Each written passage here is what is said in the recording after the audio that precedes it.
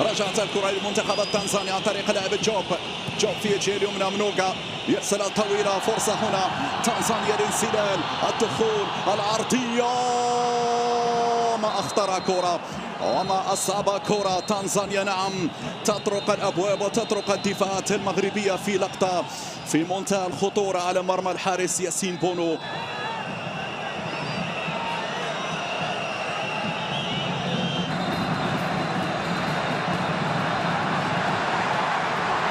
من الجهة اليمنى هذه انطلاقات أشرف حكيمي، مرر الكرة، التحضير بهذه الكيفية، التسديدة ولكنها مرت عالية، كرة مرت عالية من نيل العيناوي أمامنا على الصورة. هذه الإعادة مرة أخرى.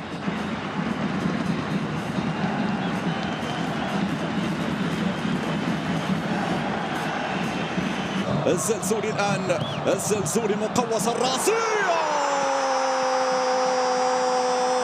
فعلها، سجل اسماعيل الصيبري براسية مركزة. نعم، بدا هناك هذه الإعادة مرة أخرى. نعم نعم نعم نعم، فيها تسلل فيها تسلل فيها تسلل. هناك فار يدقق يفصل في العملية في نهاية المطاف. نعم، فيها وضعية تسلل، هي كانت واضحة على فكرة.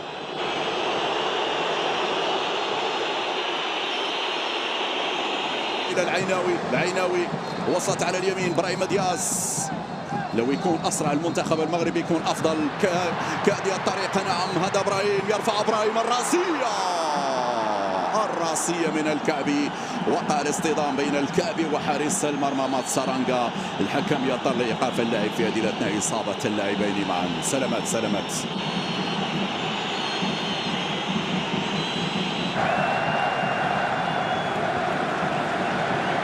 هذه العرضية خطيرة، فيها جول لا تسديدة لكن بعيدة تماما يا ابراهيم يا دياس. معليش يا ابراهيم، هذه الإعادة مرة